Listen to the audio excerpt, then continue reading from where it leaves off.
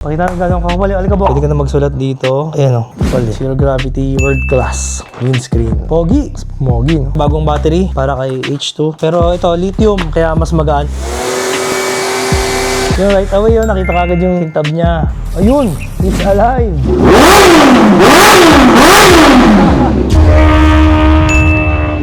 Hi mga katingin, ngayon na yung araw na ma-activate na natin si Kawasaki H2 Supercharge natin after many months na natulog siya. So, alam ko marami nagre-request sa inyo. So unfortunately, yung battery niya kasi hindi na siya gumana. Palit tayo ng battery tsaka install tayo ng mga accessory sa kanya. Puntahan natin si H2 natin. So dito siya sa pinakadulo and nilagay ko muna sa dulo yung mga motor natin kasama yung R1 natin tsaka yung Fireblade. So kita nyo naman, ang dumi-dumi nila. Dahil simula nagpa-renovate tayo nitong bagong garahe natin. So hindi na natin naasikaso kasi nabisi tayo sa Katingin Bikes. So ngayon, medyo may time na tayo ngayon. Makasikaso na natin siya. And soon, ito naman bibuild natin tong R1 natin. Tsaka mahugasan na rin si Fireblade, si Beyblade, yung pinarimap natin na nakaraan. So ito, ngayon, kailangan mo natin silang ilabas. Kasi nga, napakasikip. So makikita nyo, maluwag na rito. Pero nung mga nakarang araw, talagang punong-puno dito. Ngayon na yung time na pwede natin silang alisin. So unahin natin para malabas natin si H2. Kailangan, unahin natin to. Exciting. Kailangan natin siya dito. Tapos ZX6R, dito siya. So abangan nyo next year sa January. Hopefully, maayos na natin yung garahe natin, pati yung display ng mga bikes natin pag samasamahin natin, tsaka hindi na sila dikit-dikit. So gagawa natin ng paraan. So ito na, ang ating Kawasaki H2. Nakita nyo naman, sobrang dumi. May mga drawing na siya. Pati yung mga bikes natin, kita nyo, sobrang dumi. So nakikita natin yung forks dito, di ba? Napakadumi. So ito raw, masama daw to itulak at may dust. Kailangan daw bago mo itulak at gamitin, kailangan malinis mo muna yung forks kasi yung dust na yan, yun ang sisira dun sa oil seal. Yung iba, mapansin nyo, kung matagal na hindi ginamit, nagtatagas ng oil. Kasi pag ginamit mo to, papasok yan sa loob ng oil seal, magiging parang ano siya, parang grinder or magiging parang liha. So lahat to, pag di nagamit, ayan, ang kapal oh. So pinaka the best is, hugasan na lang. Kasi kung pupunasan mo yan, lalo yan mag-i-introduce ng scratches kasi magaspang eh oh. Magaspang yan kapag ipupunas mo yan na ganun, lalong magagasgas yan. Sensitive tong part na to. Kasi dyan dumadaan yung fork oil seal. Dyan dumadaan kaya kailangan malinis na malinis at makinis na makinis yan. So iwasan na magasgas. So namiss ko tong H2 natin. So lalabas na natin siya. And ayun nga, iwasan makompress yung shock habang madumi. So yan, may kabigatan ng H2. Sobrang dumi. Grabe yung dumi. Ang lala. Ito na siya.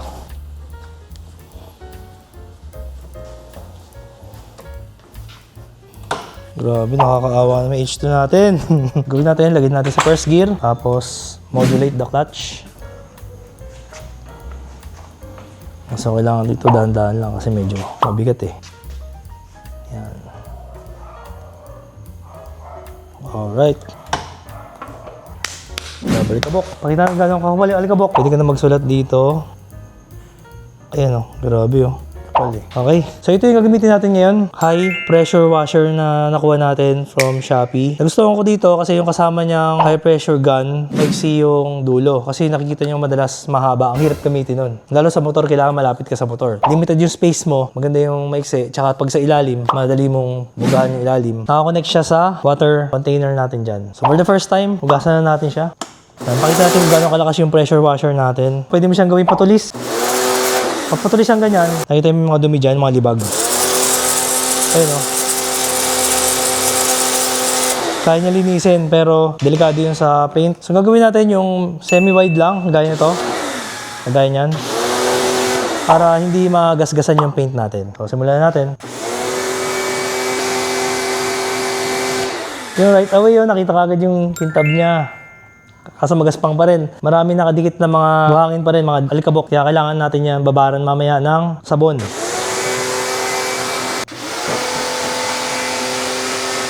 So, yun ang kagandahan ng high pressure washer. Tanggal kagad yung mga dust. Pero yan, meron pang konti nakadikit. Kaya kailangan natin siyang sabunan.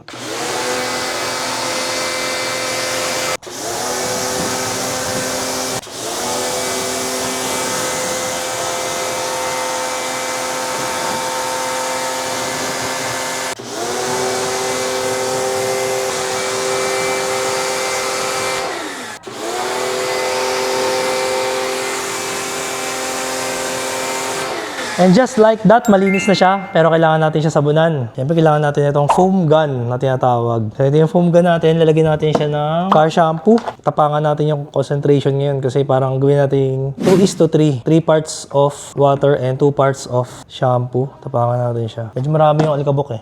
Around 7 months of storage. So, kailangan natin tanggalin yung pressure. Ayun. Yun pala para matanggal. Press mo lang dito kasi may pressure siya. Break natin siya.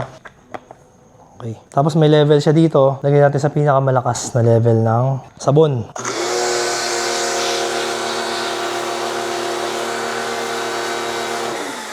So mali yung settings natin. Kailangan yata ito.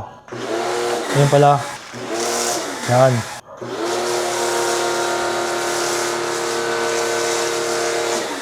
Yan, kita nyo yung sabon.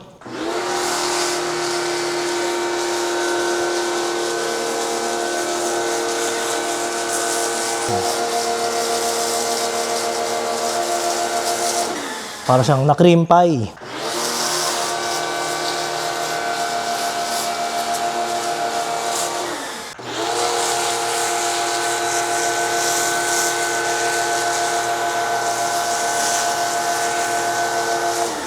Diba? It's so satisfying. Makitang malinis ang H2. Nilinis na siya ngayon.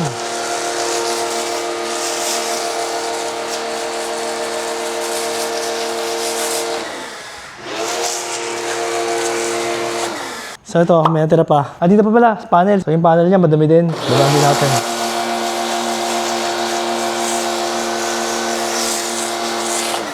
Alright.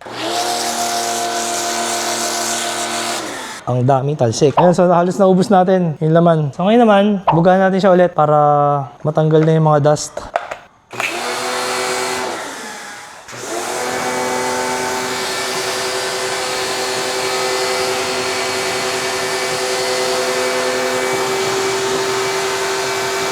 So try natin kung meron pa siyang dust. Wala na. So yung maganda, hindi natin kailangan pala itong gamitan ng basahan. Tanggal na. So kagandahan ng using pressure washer, tapos natanggal mo na yung mga dust, hindi mo na siya kailangan gamitan ng basahan kasi mas maraming dikit ng basahan or hawak sa fairings sa mga pintura. Mag-i-introduce pa yun ng hairline scratches. So ito, tubig lang, tsaka sabon. No contact. Mas siguradong wala tayong hairline scratches.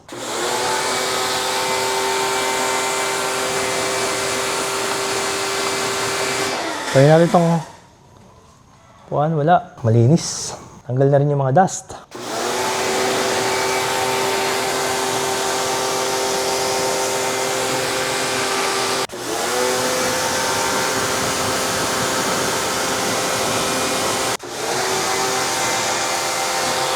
Ito muna sa puwet.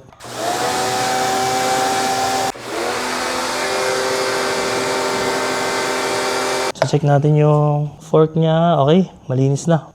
Wala na dust. At makita nyo naman kung gaano siya katipid sa tubig kapag naka-pressure washer compared sa buhos-buhos ng tabo. Kita nyo naman. Andito tayo kanina. So ngayon, ito lang nagamit natin. So mga ilang litro lang yun, diba? Compared sa buhos ng tabo or yung water hose na solid ang lumalabas na solid na tubig. Ito kasi may kasama siyang air pressure. Mas madaling linisin. May pressure kasi. At the same time, mas konti yung tubig na magagamit. So ito yung mga parts na ilalagay natin ngayon kay H2 natin. So ito nakuha ko from Kawasaki mismo. Yan. Actually, bumili tayo ng extra na oil filter na original. Ang bili natin dito is around parang 1,700 yata to. And ito, bumili tayo nitong Kawasaki genuine part na tank pad. So, original siya. Made in Japan. Sama naman.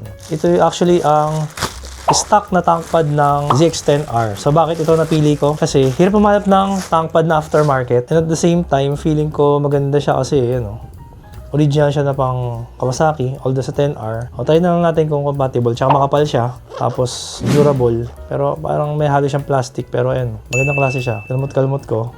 Bumabakat yung kuko. Masama pala kalmutin. So, huwag nyo kakalmutin. Nakakagigil siya eh. Sarap hawakan eh. Tapos, bumili tayo ng lagay sa box. Unboxing natin. Ito naman, Zero Gravity na windscreen. Ayan yung packaging niya. Made in the USA.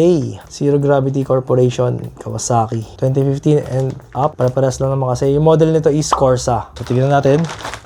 Nakalagay sa kanya. Zero Gravity World Class windscreen. Best optics. Wala siya kasing grado. Best fit to fairing. Race proven. So, ginagamit sa mga racing yan. Ayan sa likod. Instructions lang yan. Ayan, ito na nga siya. Buksan na rin natin, no? Unboxing. Yon. Ito yun naman. Quality. So, maganda nga niya. Pag sinilip mo siya rito from dito, di ba? Wala siyang grado, malinaw siya. And napili ko light smoke kasi si H2, di ba? Dark color carbon. So ito may pagka-carbon pa rin yung shade ng dark smoke. Dark smoke or light smoke, medium smoke, basta smoke. Basta gusto ko see-through pa din nakikita para kita mo yung kalsada. And then, ito pa isang kakabit natin. Siyempre, bagong battery para kay H2 dahil nga lobat na siya. Pero ito, lithium, kaya mas magaan yung battery na to. Buksan na rin natin. Ayan, ito siya. So ayan siya. Magaan. Ayan. Magaan lang siya kumpara sa stock. So ito around 700 grams. So more than 2 kilos ang matitipid natin yung weight. So bumili tayo ng blind spot mirror. Ito kasi yung ginagamit sa mga H2. Natutunan ko kay Nick Sans. Shoutout brother Nick Sans. Kung kilala nyo. Subscribe na rin sa kanyang YouTube channel. Ito yung tinuro niya sa akin. Ginagamit niya sa H2 niya. Tsaka ginamit natin sa H2 natin na nakaraan na binenta natin. So, sabi ni Nick Sans, kahit tumakbo ng top speed, safe na safe daw yung side mirror. Walang tanggalan. So ganyan na mangyayari dyan.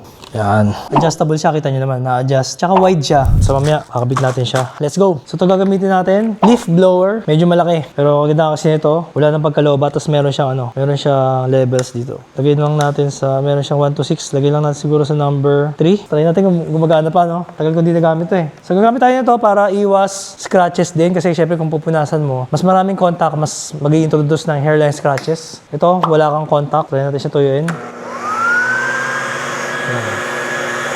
So medyo mahina yung number 3. Kaya natin number 4.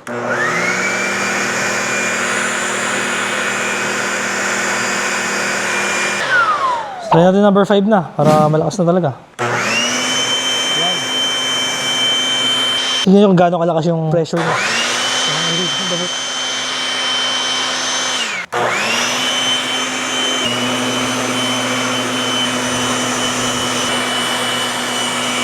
So, unahin natin kabit tong tank pad natin na original pang Kawasaki ZX-10R. Dito natin siya ilalagay. So, ayan. I think ito yung pinaka-okay na placement. Kasi kung makikita nyo, nagasgas na yung PPF natin. So, ito ay wrap lang po ito. Naka-wrap lang yan. Protection wrap ng tanke. Hindi yun yung original na paint niya nasa loob. Hindi ito gasgas kundi natuklap na yung wrap natin. Na-expose na yung original paint sa loob. So, kaya natin gagamitin ito para nakatago siya dyan. Tsaka safe yung tanke natin kahit namigahiga tayo dyan. Inisip ko kung ganyan or ganyan. Siguro ganyan na lang. Bawal magkamali dahil wala ng take 2. Pag nadikit natin, ito na yun. Try natin ulit.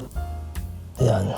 Yan talaga yun. So ito yung pandikit niya. Naka 3M siya na double-sided tape. Double-sided adhesive. So yan na siya. So gawin natin. Kailangan natin lagyan ng pressure dito. Yun. Lagyan natin ng konting pressure. Sigurado nakadikit na siya. So ito hindi natin na itago kasi maliit siya rito. Pero safe na yan pagka nag-ride tayo. Pagsakay natin, kasi dyan tayo sa sandal eh. Yan, para safe yung tanke. So sa tingin ko naman, mukha naman pantay yung kabit natin. Hindi ko lang sigurado. Pero okay na siya. Dyan na yan. Check natin ulit kung pantay. Yan. So mukha naman siyang pantay. Okay na yan.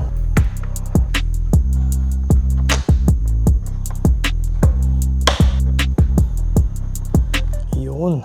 Pang-anim na screw. Yun. So, ganun lang kadali tanggalin, no? Pero meron pa pala siyang housing dito. May plastic housing para matakpan yung panel. So, ayun, medyo mahirap pala to, no? Ayun. Madali lang pala, madali lang. So, hilahin mo lang siyang ganyan. Ayun. Ayun. So, kailangan dahan-dahan. Baka masira yung rubber.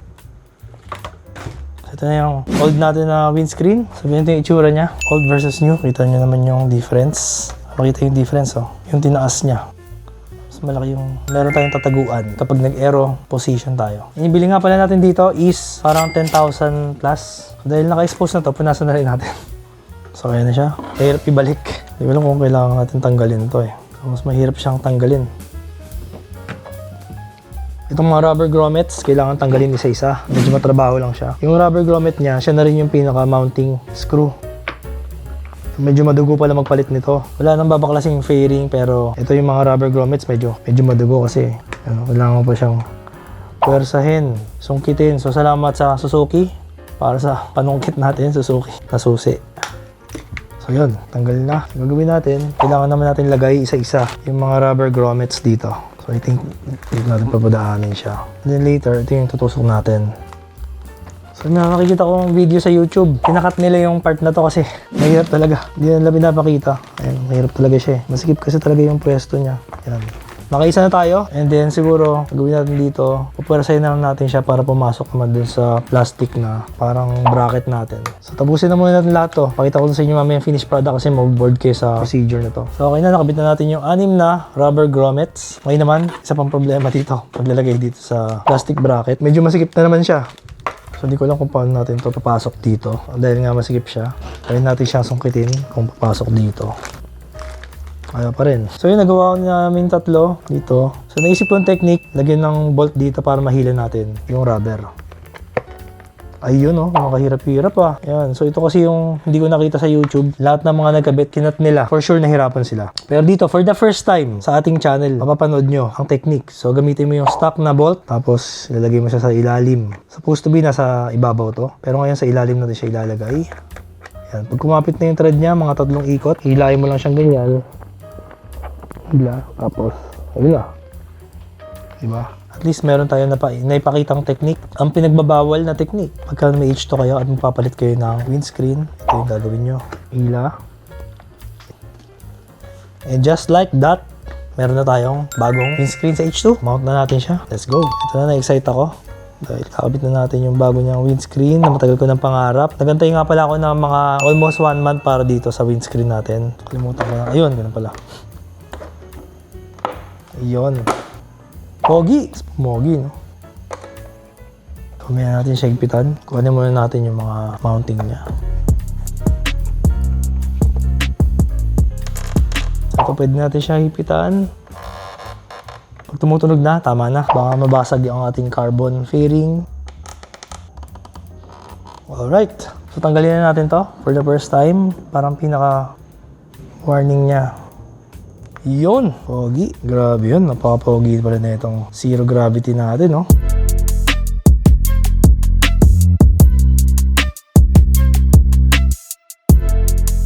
So ito na yung ating blind spot mirror. So ito yung itsura niya. Meron siyang double adhesive sa likod tapos na-adjust yan. So ito naman yung clear na double adhesive din. So ito yung magiging mounting niya. Tapos ko-connect tayo dito. So parang ganyan ang mangyayari dyan. Siyempre shoutout kay Nick Sans para sa idea na to. May mili tayo kung paganyan or paganyan. Since yung shape ng winglet ay paganyan, parang bagay siyang paganyan. Try natin yung isa. Yung isang side. Isang side naman paganyan. So mas mahalaga yung dito sa side na to eh. Kaya kailangan yung mas matabang part, mas makapal na part nandito. I think maganda na yung ganito. Tapos ito. Itong clear na to, didikit siya rito. Didikit siya dito sa ilalim. Tapos nakamount tayo dito.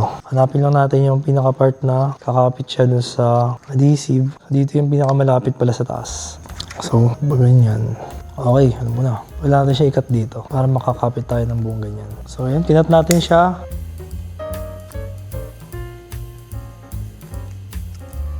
Okay, so nakadikit na tayo dyan. Tanggalin naman itong adhesive dito. Pantayin natin yung... So, pasok siya dito. Pwesto. And then... sobrang kapit. Yan. So itong adhesive niya talagang matindi ang dikit nito. Para siyang mighty band. Safe na yung ating mirror. Nagkagalaw naman siya. So try natin. Sasakay ako. Left and right siya. Kita naman yung likod. Check muna natin yung clearance dito. Sandaliri. Medyo nakapasok siyang konti.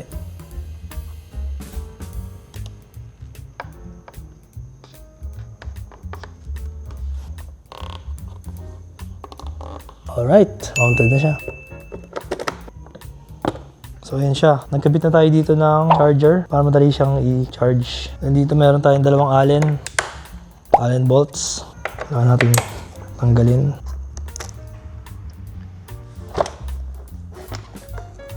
So ito na yung battery natin. Try muna natin siya i-connect kung under siya.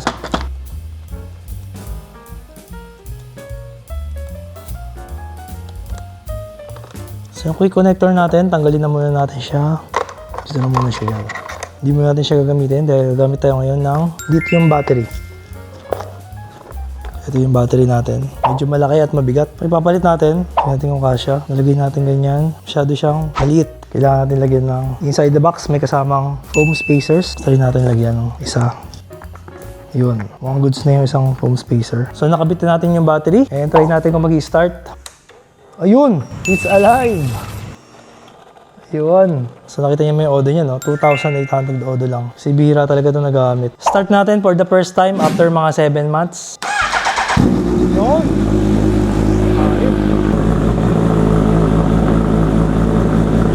So wala nga temperature niya. Check natin yung temperature niya. Ano pala? Yan, okay na. Yun.